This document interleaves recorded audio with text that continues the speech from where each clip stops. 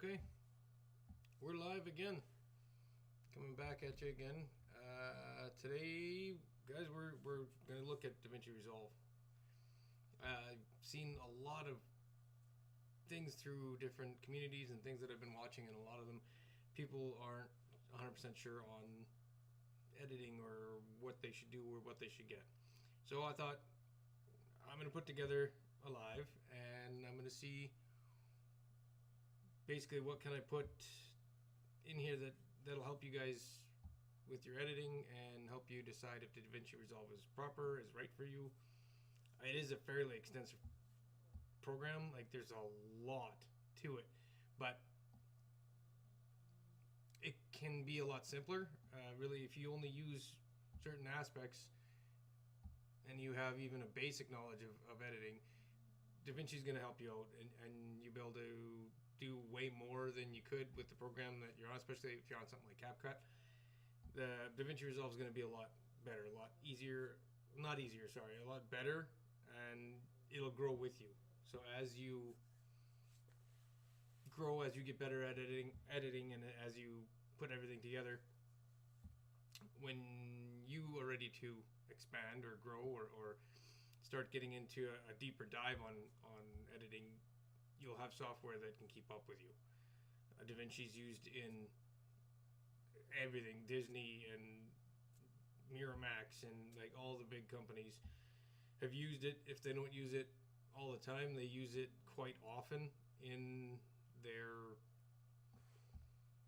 movies and huge cinematic adventure films and everything else. So DaVinci is something that you really should be looking at. Excuse me. I'm not saying it's the best. I'm just saying it's free and it's easy to use. Steve, how's it going, man? Just downloaded it, not a clue how to use it. So here I am. All right. Well, Steve, if you have any questions, let me know. Basically, all I'm going to do is I'm going to take up some footage that I have. I'm going to throw it in and I'm going to start playing with it and just kind of show you guys the easiest way to do things, how to edit, how to cut, the different pages, different options. I'm going to stay very beginner today, basically just to help people get started. I'm not going to get into anything too crazy. I myself don't know a lot about it. I do get into some sound effects and some special effects and different things, but I don't get too crazy. I'm not that far into it yet. Well, I guess seeing how you're here, Steve, we'll start it up. We'll just get right into it. Let me bring up DaVinci so you can see what's going on. Here we go. So this is DaVinci Resolve. Well, if I do this, I can't see. Beginner is good for me. Yeah, that's all I'm going to do today. What I don't see, though, is I click on here and then I lose my chat. How can I keep it up here?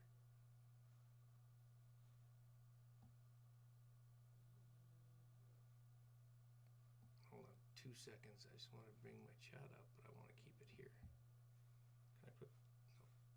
No, it won't let me do that. Okay. I'll just have to keep coming back once in a while and check it out. Make sure it's still working. So, anyway, here we go. This is DaVinci Resolve.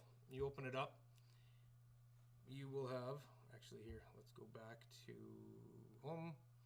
When you initially open up DaVinci Resolve, this screen... Right. Oh, of course you can't see it. Hold up. I'm going to put it on there. Make a difference. Make a change here. Oops. No.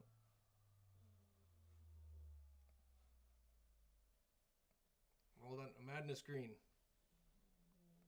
so you guys can see this. Screen 3. Okay. And click on that guy.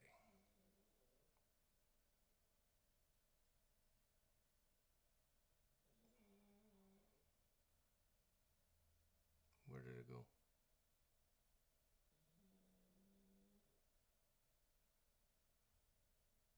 Oh, I can't do it that way.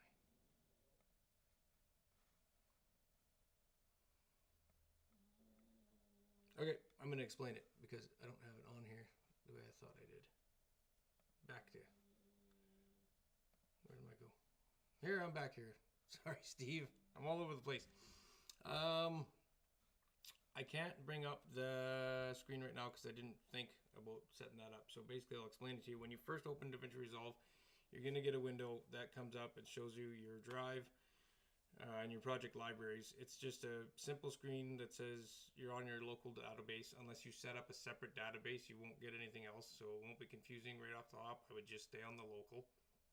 So take your local database, and on the bottom right hand side, you will see new project. Click on new. Thanks. Click on new project. When you click on new project, it will ask you to name it, and then when you open it, that's when you will go to here. This is what will open. So this is brand new. Nothing's been done to it. First things first, let's go through a few of the pages. I'm going to move this.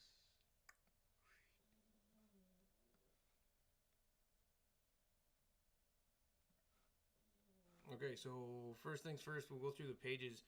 Follow my cursor down at the very bottom of the screen. You're going to see icons on here.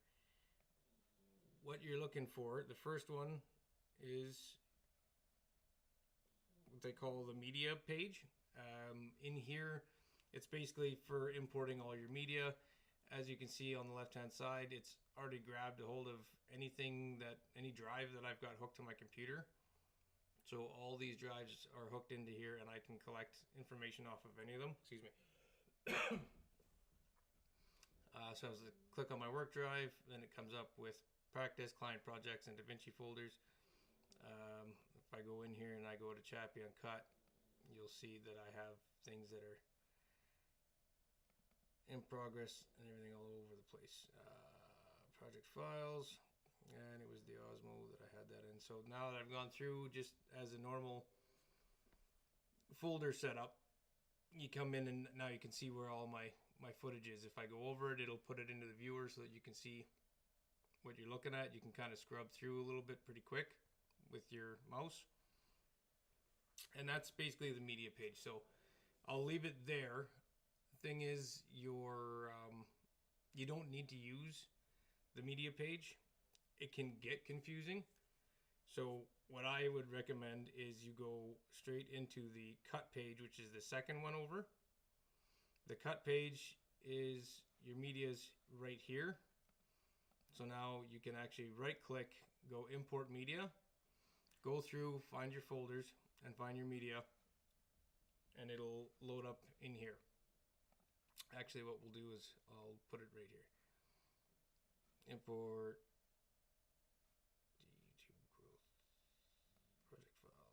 bucket 3, and we're going to grab this one here and open it up.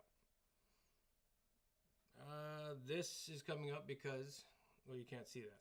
We're not going to worry about that. Okay, so now I've put it in and it's sitting right here. Now if I click on it, you can take it from here and you can drop it into your timeline, or what I do, because it makes things a lot easier for me when I'm putting through videos and trying to figure out and take out all your ums and ahs or bad takes. If you go still on the cut page, go up to the top right underneath where your well, you can't see that. I'm learning, Steve. I'm getting this figured out. If you go up here, and the middle one is your source tape. What we're on right now is the timeline. I can drop it into the timeline and then I can start working on it. Or if you go over to the left and go to source tape and click on that, what source tape does is it gives you the opportunity to actually sift through your footage and then insert in and out points, and then just put that piece of the video onto your timeline instead of putting an entire video on that's got a whole bunch of bad takes and ums and ahs in it. You can actually sift through it here, select in and out points, which is really easy. It's nothing but hitting I or O for in and out, and putting it into your timeline by hitting F9. Steve, what I do have, and I am going to be putting up today, is I'll put a link in. I put together a cheat sheet for you so that you can go into the cut page. Makes more sense. Was the first thing I thought when I opened the media page. Was it? Yeah. The thing with DaVinci is it's so involved that people get confused right away, and they lose it because they don't know what they're looking at, so they give up. They go to something like CapCut or something that's a lot more user-friendly, I guess. But taking the time to figure this out, once you've got it, honestly, the entire program will grow with you. You can't outgrow DaVinci Resolve in any way, and it gives you every option you need to make a video no matter what. You don't have to go to any other programs. So it makes a huge difference. So, Steve, back in the cut page, just to give you an idea, J, K, and L will move your feed forward and backwards. The more times you hit J, it'll back up, and it'll back up faster, and L will go fast forward. Hitting testing, does it sound good? So this is pretty easy to run. Actually, I'm going to turn the sound on the screen capture too. Turn it down a little bit.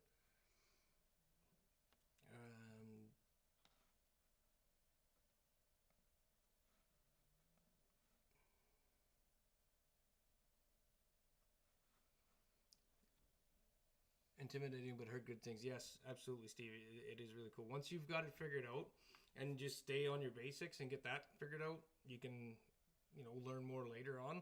But once you've got the basics figured out, it is actually fairly easy to use. So just to give you an example, on the cut page, if I was to hit L, it'll start playing forward. Does it sound better now? Does it sound better now? Me screwing around, just trying to make sure I've got the camera on and everything's working, and I've got mic, got sound. If I hit J, 100 up masters, 100 up masters, backs it up, and hitting K will stop it wherever it is. So if I want to use this piece, I would hit I, and if you watch right here on this is kind of like your timeline right here, what you're playing in the source tape. So if I hit I, you'll see it went dark, and we'll play forward. Sound good? Does it sound better now? Does it sound better now? Okay, so I hit K to stop it from playing. I'm gonna hit O, and you'll see it went dark across here, and it only lit up this little piece. So what it's telling DaVinci is I've selected just that piece of this video. I want to put that into my timeline.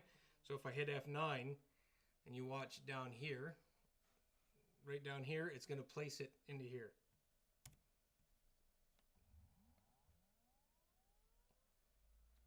Unless, of course, my backup starts running, and then this little wheel shows up, and it'll take a minute. I need to make some different changes in my settings and stuff so I don't have things like this happening. These live streams are... there's always technical difficulties. I'll get it figured out. There you go. So now it's thrown in. So now you can see it only put in that section. So I can now fast forward through... Say I know what part I'm looking for, hitting L. Oh wait, I gotta click back on it. Go back to my source tape. There we go. So I hit L. Hit L a couple times. Let's get speed up. So let's say here I'm stopping it here. I want to put this piece in. I hit I. Notice this moved again. So that is actually moving to where you want your input, your in point. And then no, it doesn't sound better. And then I can hit O. I was being an idiot in the car, just trying to get things set up. And then I'll hit F9 again, and it puts it in right behind where the last one was. So if I move this, you can see this little line right here. It shows you your two spots where you have put your two videos in. So we can take that. Now all you have to do to start editing is, if you go down beside the cut page is the edit page on the icons at the bottom of the screen. Click edit. It immediately takes you over to the edit page, gives you your timeline, and gives you the two pieces that we stuck in there. Oh, open it up so you can see. Now there's the two pieces we have. Here's our cut, and you're ready to start playing in there. Actually start making cuts and everything. So if you wanted to make some changes, I'll go over a couple of the spots here that how to do your editing and everything, your basic editing. So basically, if you've been using CapCut, now we're into kind of that realm where you're going to do all your easy cuts. Your playhead's going to play a big role in it. Spacebar is going to start and stop the video. And you're going to start moving things around. So what I'll do is I'll just go over the tools really quickly in the edit page here. So this is your playhead. Wherever it is where you are in your video.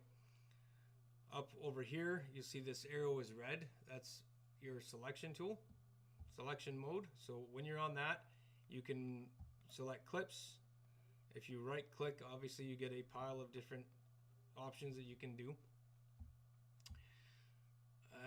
But this is your selection. So anything you want to select or anything, like here's video 1, you can add in. So if this is, let's say, A-roll, you can type in A-roll and make changes to each one of these video slots so that you know what each one is for. When you get into it kind of crazy, then you start making a whole bunch of them, then it gets full and insane. But we're not going to worry about that right now. This one here is a trim edit mode. I don't use this. It's how it operates on the clips is different than the selection tool. If you look at the selection tool and get close to your cuts, you'll see it changes the icon. So the only difference is to this, it's fairly easy to remember.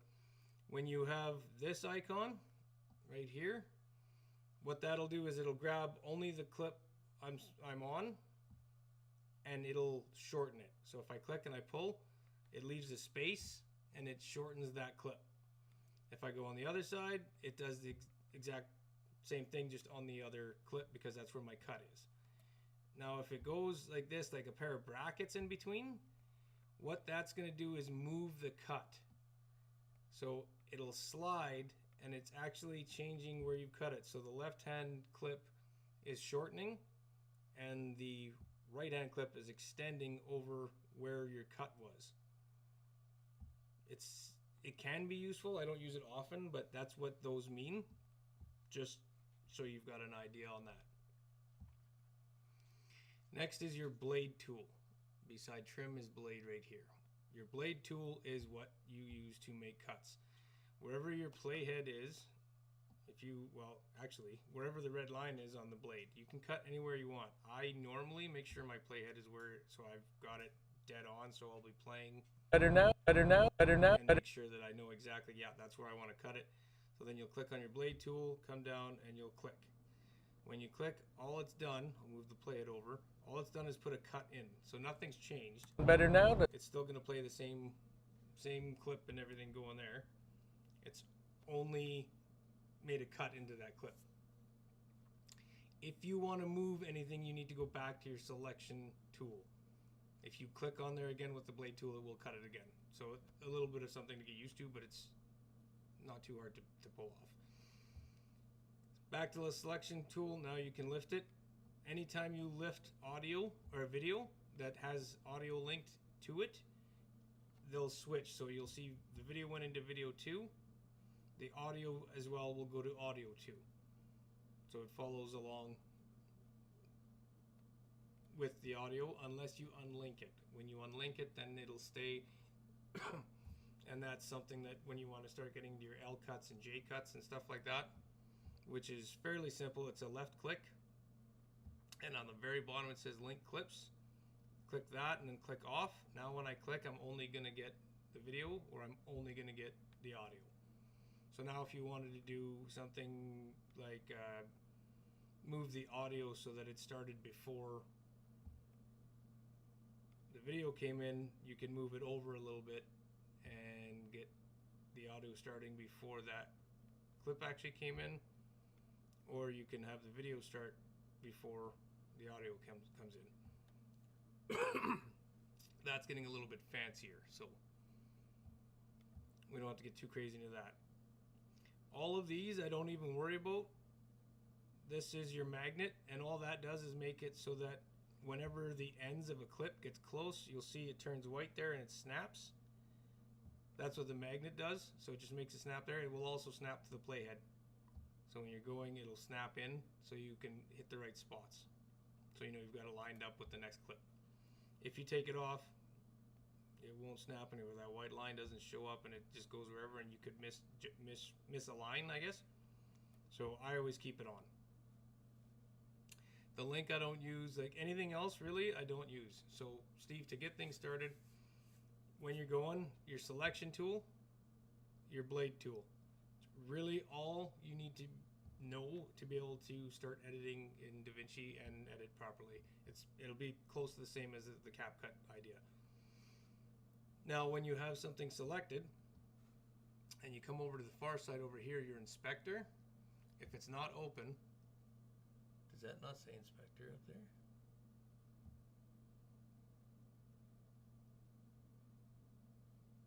It doesn't. Hold on, Steve, I'm going to move this because it should say. There you go. I don't have the full. There, now you can see on top.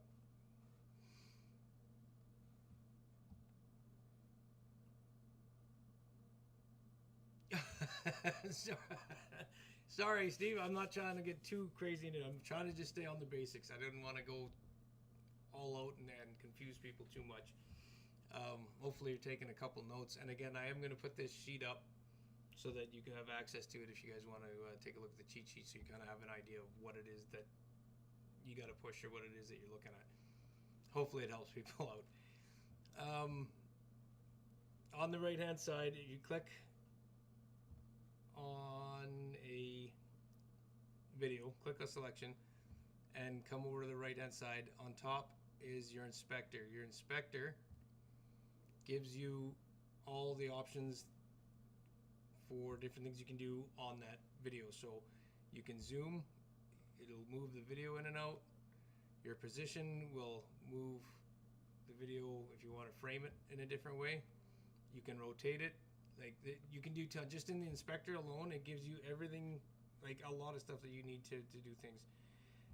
This is AI Smart Reframe. That's getting into things a little bit further. Cropping, if you want to crop things, you can crop things. If you're going to put a side-by-side video, cropping is how you would put one video, put the other one over top. So if I was to grab another video here,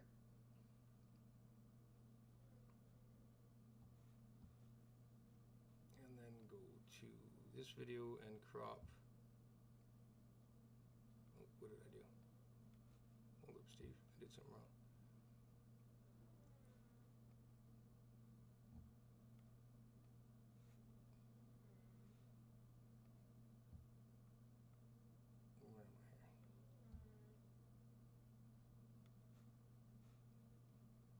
This.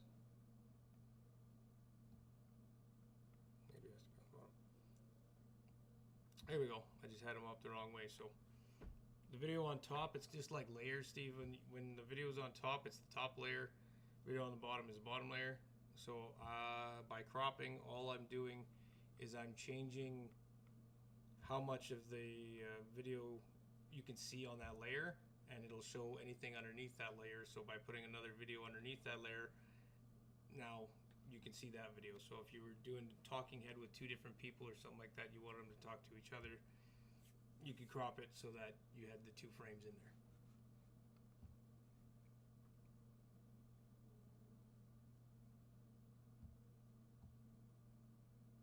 That's awesome, Steve. Yeah, you can do that. Jump in and take a look, and hopefully hopefully I'm helping you, and hopefully I'm explaining this at least half-assed correctly so that you know what I'm talking about. Here, I'm just going to move this back so that's not too confusing. Put everything back the way it was. Okay.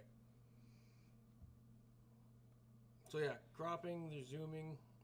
Speed changes, if you want to slow down or speed things up, that's a possibility as well here. A lot of these tools are actually fairly intuitive. Like when you click on it, it gives you an idea, and most of them are fairly self-explanatory when you look at it. Some of them can be, if you read it and it confuses you, it's something that's probably above what you need anyways at this point in time. And then as you learn, you'll get it going. One thing to let you know for sure, what we're looking at right now is the paid version. There are some options that'll be in the inspector that are not available in the free version. Okay, good. I'm glad I'm able to help you see that you're making it easy, because I didn't practice this before I jumped live either, so it's I'm hoping to try and make it at least as easy as possible for a few people. Again, this is a paid version, so there's some options I'll have that you won't have in the free version, but the free version, you can do pretty much anything in the free version that you can do in the paid version. It's just, yeah, it's a different roundabout way of getting it done with more steps.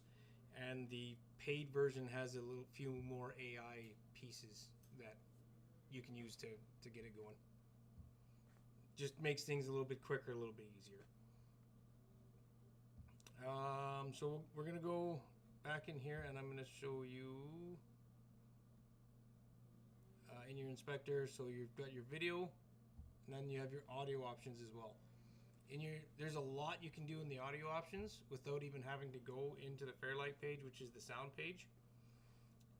You can do most of it right on this page, and basically export the video right out.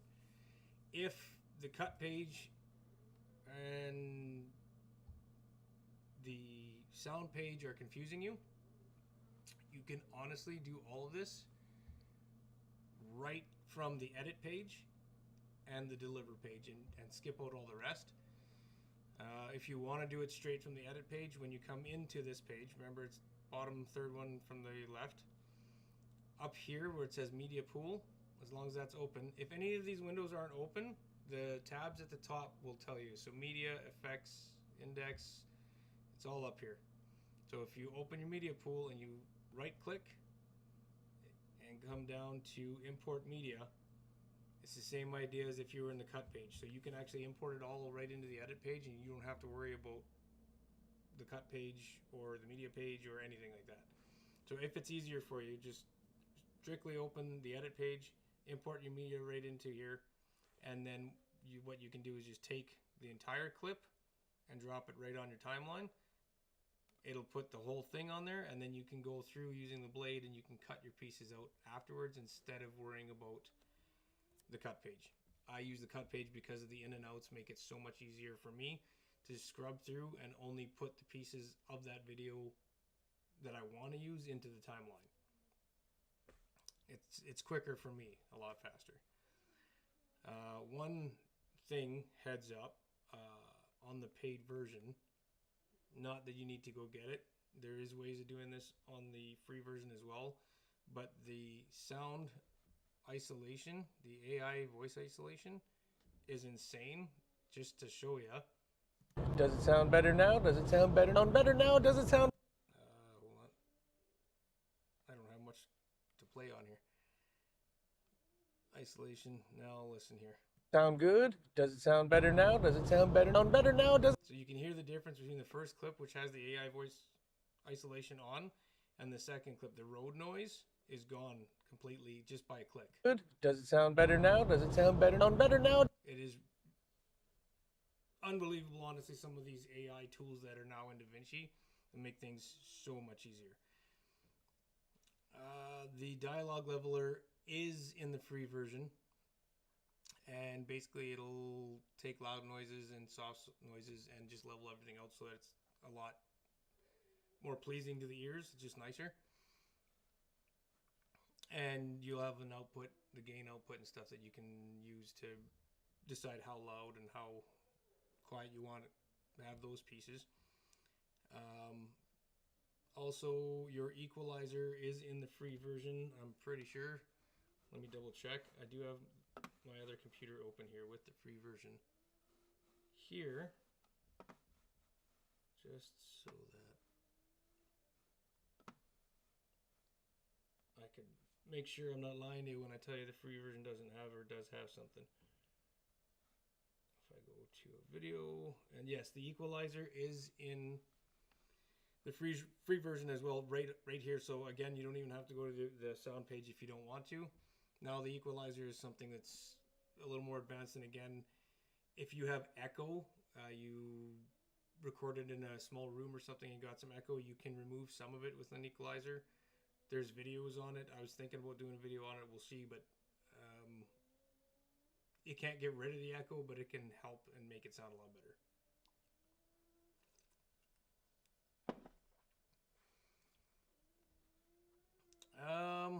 Yeah, and so that gives you an idea on the edit page. Again, selection tool, blade tool. So you're going to make your cuts with your blade, use your selection to move things around. Now, when you're editing and cutting things up, again, this one here we unlinked. Remember, if you've got them unlinked, they'll move separately. If you've got them linked, they move together. If you want to delete something, so let's say this cut we made right here is a part that we want to take out of our timeline. If I only hit delete, it leaves a space in the timeline. To close that space, if you click in the blank, you'll see how it grays. DaVinci will select that grayed out part that has nothing in it. Right click, and the shortcut is right here, which is, I believe, shift. It's shift delete. It'll close that gap. Now, if you just click on these and you hit shift delete, it'll immediately close the gap without leaving it there. When it does that, it actually moves the entire timeline, such as, let me show you here real quick. Let's say I make a couple cuts here and I delete just this one. If I only hit delete, it deletes the clips but leaves a space. If I hit shift delete, oh, now it's gonna get mad at me. Oh no, I didn't have it selected. Shift delete, and it pulls both those other clips. And if you had 20 clips on this timeline, it would bring all of them over and close that gap so that you don't lose any pacing or anything like that. It just gets rid of the clip entirely, and you don't have to go and chase it around.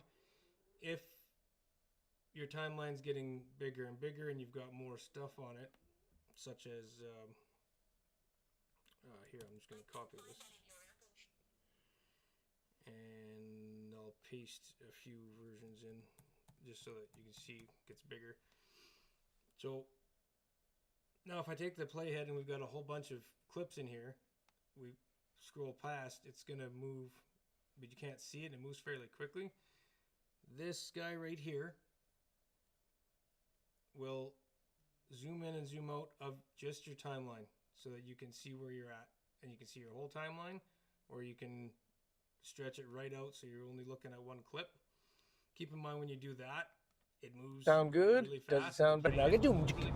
Because it's such a zoomed in spot. So if you did something on there, and then again, if you have a mouse that has rollers and stuff on it, you can set it up so that you can do that just strictly off your mouse. But again, if it's got a whole bunch, you click on that space and you do ripple delete, it moves all of them over.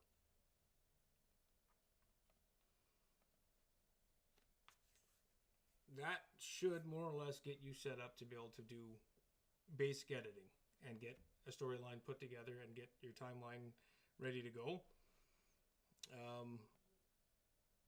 Again, audio has all the different options here.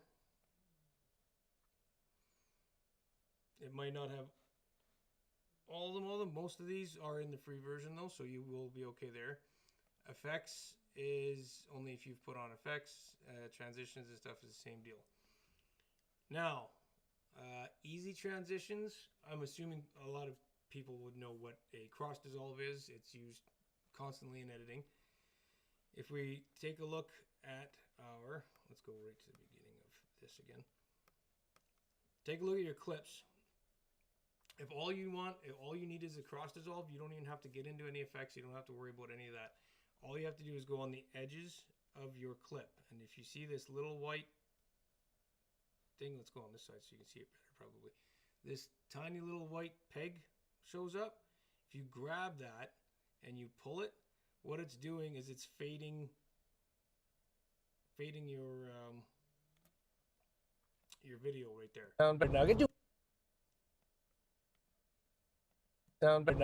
So as you can see, I gotta make it pretty big, I guess. There. So when you fade that over, it's giving you that cross dissolve. And then if you put one clip over, it'll fade it in. There you go. I went too far.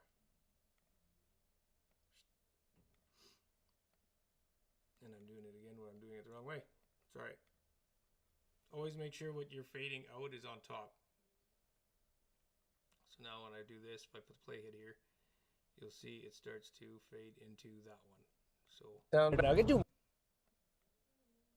I'll make it bigger so you can see it. There you go. So you'll place your other over top without sound and get your cross dissolve. This is starting to get a little bit more confusing because we need to start layering things, which it does happen, I believe, in CapCut as well. I've never used it, but it is, I think it's similar on that aspect. And we'll just some stuff back so that I don't have a big mess. Okay. Now that being said, putting effects in is actually very simple. Again, up here we were talking about the media pool. If you didn't have it there, you weren't sure where it was, that's all you gotta do is click that tab. Right beside it is your effects. You click effects, it brings up all the effects. Here's your what is going on here? The toolbox gives you all the information here. You can click on right here, this magnifying glass, and you can search for anything you're looking for within your transitions and any kind of effects. Cross dissolve is right here. You don't have to put anything on top of anything or mess around in your timeline.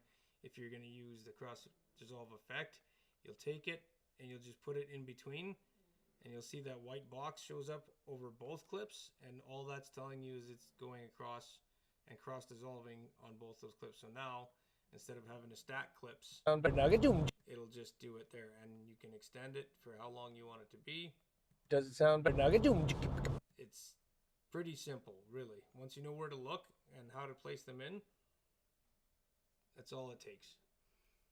The amount of effects that are in here are insane. Smooth cut, Steve, I think anyone in the realm of YouTube, before I tell you all about it, I'm going to go into the free version and double check that it is there, because I don't want to tell you it is if it's not. If I come into free version, Smooth Cut is in the free version, so I want to make sure to show you this because this is actually really cool. I'm just going to delete the cross dissolve. How bad is this transition right here?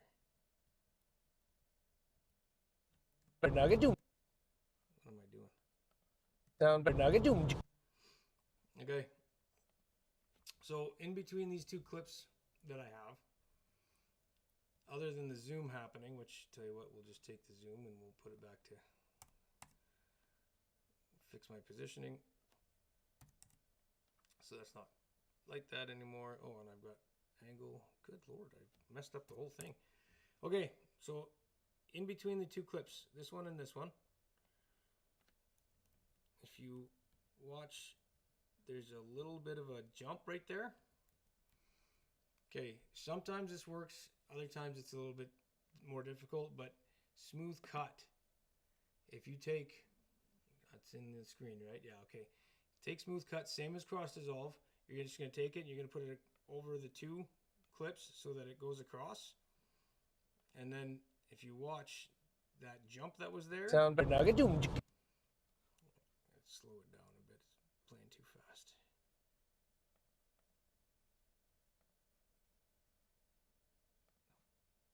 Oh, here we go. Play back.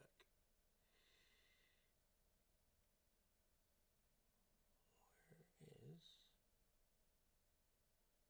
playback resolution? Here we go. Put it down to half. That should keep it from jumping. Okay. Sound but nugget doom. As you can see now, there's Sound but nugget doom. jump right there. If I take smooth cut out and I play that again, you'll see the jump. Sound but nugget doom. That Sound but jump, nugget. Sound but nugget. that little jump cut that's happening right there with smooth cut, all you got to do is place it, Sound but nugget doom. and it takes Sound but nugget doom. away that really hard cut. And it's wicked for your ums and your ahs if you moved your head a little bit and things like that. I know we do a lot of cuts and we try to take that stuff out, but sometimes it's really jarring. That smooth cut is a lifesaver when it comes to that. So if you've got a bunch of cuts, sometimes it won't work. If you put it in there, it kind of distorts it. If it distorts it with a lot of the YouTube videos I've been making lately, I've just left it as a jump cut. But I always give it a shot just to see, because if it smooths it right out and then you don't see that extra cut, that's one less cut that the viewers see that's jumping. And I guess to me makes me feel like it's one less mistake they know I made.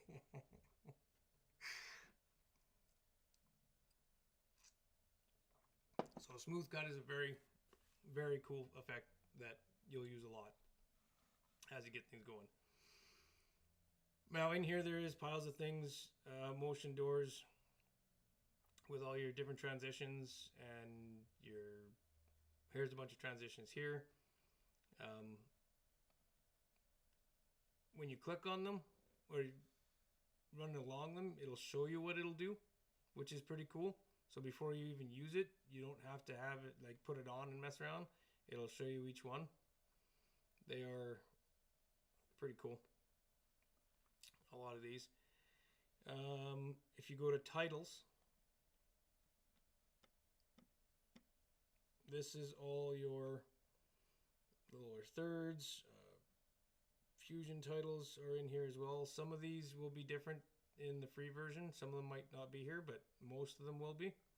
I think 80% of them are still in the free version. On these, they just show you a black. Obviously, the black is transparent. You can see through it when you put it on. Such as, let's see, the circus one. If I take it and I drop it above, then it puts it on the screen and you can see how it works. Sound but nugget doom. Doesn't do anything different though. It's just that. Some of them are like this one here. I should have done that one. I'll do this one just so you can see that it actually does something. There we go. So this one's an animated one already. Comes in and it'll go out as well.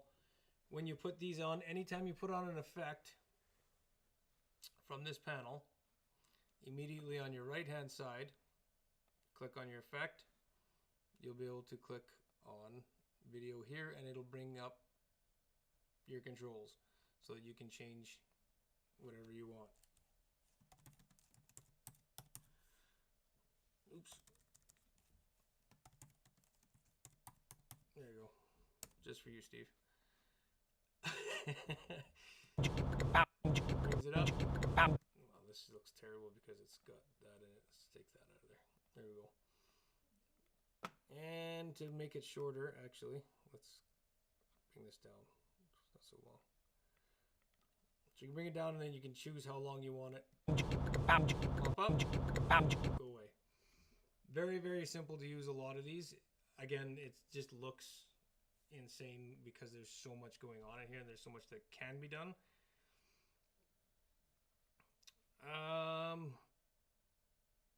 So yeah, that's going to run you through all your titles, and then it goes into subtitles as well. Not Magic Toolkit, but subtitles here. So that's going to take subtitles from from the video, and it'll actually transcribe the video and put subtitles right in for you, and then you can click on which subtitle variant you want or which kind of thing, and you can put them into your video. So it's fairly simple to run those pieces.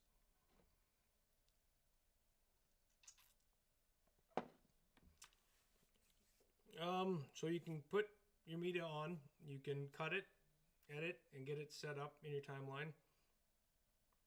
You've got an idea of where to find your transitions and how to make changes in the inspector through your video and your audio. Subtitles and titles are on the left under effects. You'll find a whole lot of other stuff in there too that you can, as you get going, you can start playing with. There's different filters and everything. There's even sound effect things that you can do in the effects panel on the left-hand side there as well.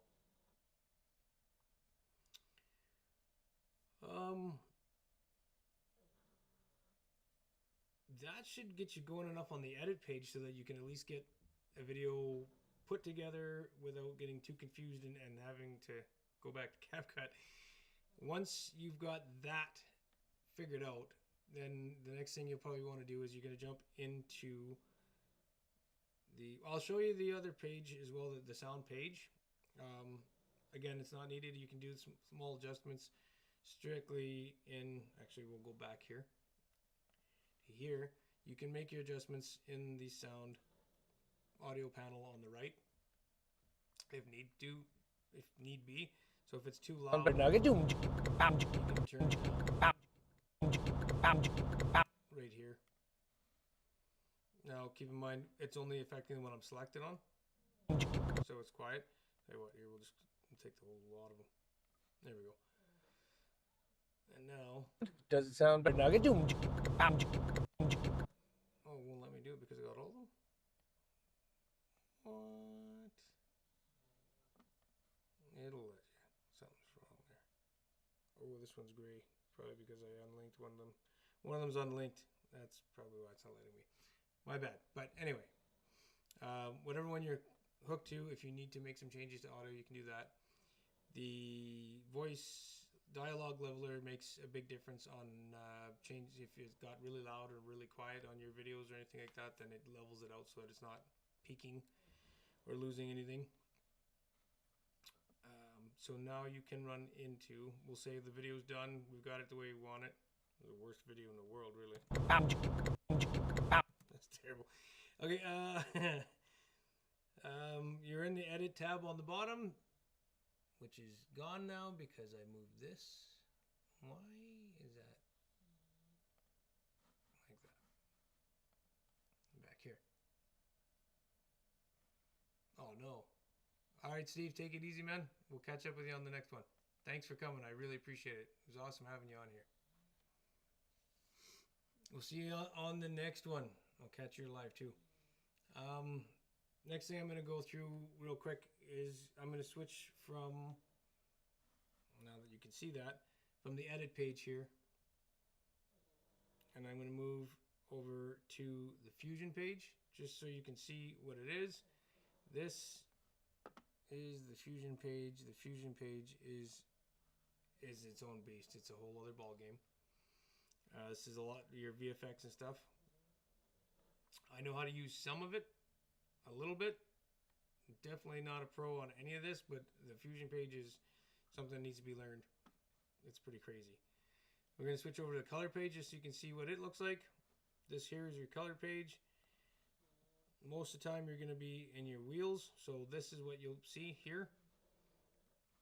These are your scopes if it's something that you want to look at. If you go to just above the scopes, you look and see it says parade. So while this is the parade, the waveform, they're all in here. Vector scope, each one does a different thing. It's a different set of information. If you're doing color grades and stuff like that, and you're getting into that, you'll learn kind of how this stuff works and what goes on. But in the beginning, I wouldn't get too crazy with it. If you want to make some tweaks, This is a node, color node. If you need to add more, you can right click, on it and go add node right here and just add a serial node. That's really the only one you need. Or for it, depending on how much you're doing and how much you want to change things, if you actually click on excuse me,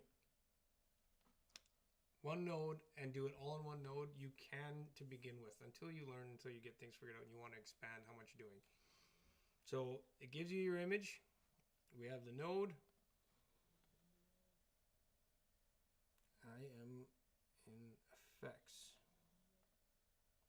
I don't need to be in any effects, but your nodes here, your effects are here. If you know what you're doing, what you want to do, and you're starting to learn, this is where you're going to find all your effects on the color side. We're going to close that out. Oh, that's the nodes. Close out the effects because we don't need them right now. You got a good view of your video. Down here is your color wheels. That's the first one. Second one is HDR wheels. It gives you a few different options. Honestly, to begin with, you probably don't need to go any further than this. Okay, so right here, this is auto balance. It will auto white balance your footage. It's not a great thing to use because it gets it wrong sometimes and really changes things. I'll click on it. You see how it made it really weird? A lot of times it doesn't work. So it's not something I would use. You can if you feel it's working for you. This is your white balance dropper. So if you know something for sure is supposed to be white, you can actually click on it. This works a lot better. The only thing is, I don't have anything that's white, really.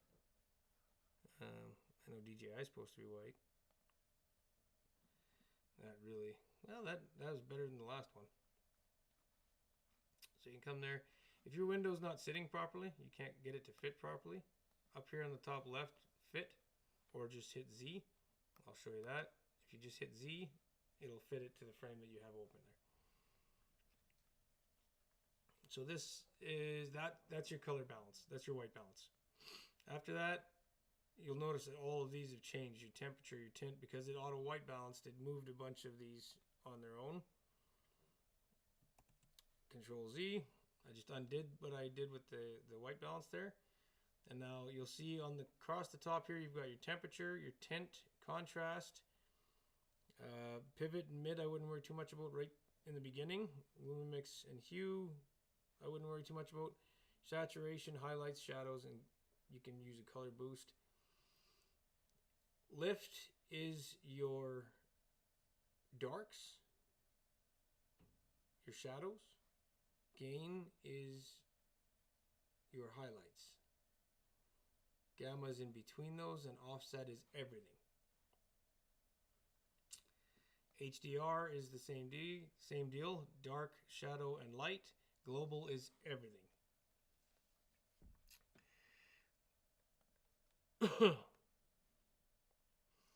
Each one of these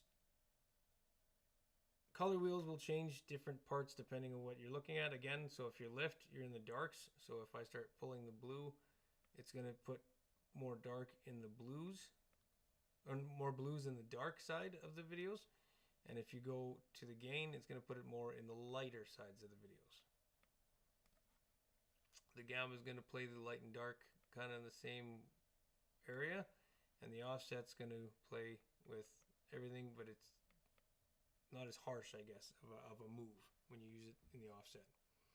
I'm not going to get crazy into this. I just wanted to show you guys quickly that you can do some coloring if you need to. It's right here. If you want to make it basic and real simple, you come in to the contrast and make whatever change you need just to get your video into that realm that you want it in. You can move your saturation just to put a little more color into it. And you can leave it there. Be done with the whole thing. You will have to do that across each one if you want to do this. Or once you've done one, get your hero shot, a nice image of what it is that you want to change the color on, or something that gives you a good space to look at all the colors so you know you've got a nice grade on there, or correction. You can do it on one, and then if you go in and you select another one and then right or middle click on the one that you did, it'll actually apply that grade to the one you have clicked. So if we wanted to now, I can click on any one of these and right click, and it'll actually make the change that I made. I'll make it a little bit severe so you can see it. Here, we'll crank this up to orange. So if I click this one and I middle click on this one, it automatically applies that grade to that one. So if you get one that looks good, let's say this one here is looking good, you like it, you can actually go in, hold shift or hold command or control on a Windows. You can select every one of them, and then you can middle click on the one you liked. It'll replace that grade on all of them, and then bang, you've adjusted all of them. That's basic coloring. I'm not going to get far into that today. After your color page on the bottom, your icons, your next is your sound page. So here is where all your sound is. This guy up here, same like the edit. You can zoom in and zoom out of your timeline so you can see. All it's showing you is the audio. You can adjust an entire line, or you can adjust your individual clips. Right here, this white line, hope you guys can see that. These two little arrows pop up when I go over it. That is just changing the decibel level of that clip. If we pull this open a little bit, this one actually goes, oops, wrong way, too far, wider. And now you can see the actual waveform in there. So again, if I go to that white line, I can raise or lower the sound volume from here. Or if you go to A1 is here, if I go to A1 over here, that's what this does here as well. This changes the sound up and down on the whole, on that A1 line. The bus one, just so you know what bus one is everything. So if you've got audio in audio 1, 2, and 3 all over the place, bus one's gonna increase and decrease the volume on all 3 of these. Whereas this one's only going to do A1, this one's only going to do A2, this one's only going to do A3. Again, you can get insane in sound. It's something that as you grow, you're going to click up and figure out.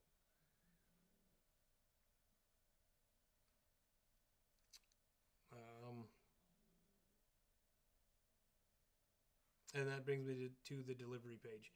Delivery page is, it can be confusing, but it doesn't need to be. You can keep this pretty simple.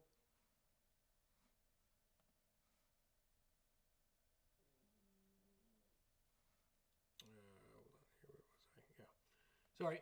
So yeah, we go to the delivery page, and right here it's going to give you all the information about delivering or exporting your video. The easiest way in DaVinci is to just slide over. Each one of these is a different way of kicking it out with a pile of different options. If you move over to YouTube, if that's what we're doing, that's what we're talking about today, go to your YouTube, click on it, your YouTube icon, click on it, and it will change all the settings to what is best for YouTube. Enter a name, a location where you want to save it, your resolution. If you want it to be 4K, you can move it to 4K. You can move it to a lot of stuff in here, but here's 4K Ultra HD. If you want to kick it out in 4K, you can. All the rest of these settings are set to be best settings for YouTube. The only thing I would watch on is right timeline, normalize, auto, standard, target level. Where did it go? Oh, right here. Upload directly to YouTube. If you put, oh, you can actually change that right here too. Click the icon and then put it to 1080 right off the hop if you want. You don't have to change it there. But anyways, if you click this, it will do, and you've actually entered your YouTube channel into DaVinci so that it knows where it is. You can directly upload right to YouTube when you render it. I don't. I always render it down to my computer in case I want to make changes. I usually get a transcript made up and stuff, so I don't do that. But if you click that, then it will send it straight to YouTube. So that one's right here.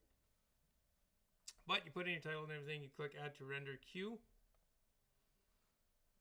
It wants to know where to put it. Let's just put it on the desktop for no apparent reason. Right here, Untitled. At higher resolution renders, the selected render size is higher than the... Oh, because I clicked it onto...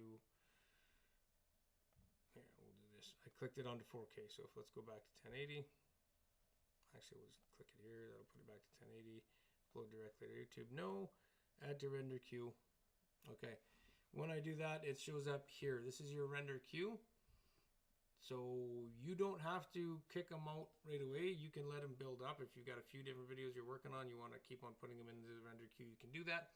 But once they're on here, you hit render all, it will put that out and place it into wherever you put as a location.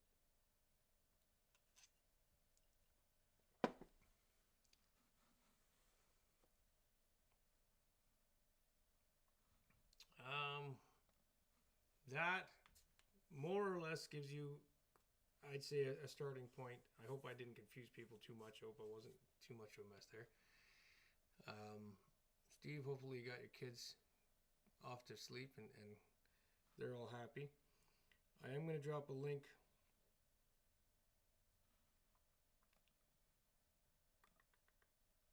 to dropping a link in the chat to a cheat sheet for you. If you guys would like to sign up to my email list, get a cheat sheet for DaVinci Resolve so that you got a better idea of what's going on. It gives you the keyboard shortcuts and everything too. And it gives you your recommended delivery setup for YouTube. Even if you're not using DaVinci, the setup for YouTube information is pretty good. You can actually change it in CapCut too, so that when you're kicking out your projects, no matter what you're kicking them out in, it's something that it's set up so that it's the best settings for YouTube. I've never used CapCut, and I don't know. I would assume they would have a button that most of it should be set up properly.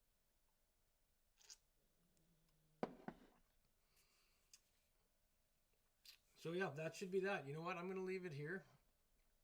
I hope you guys enjoyed the live stream. I hope everybody got some information out of it.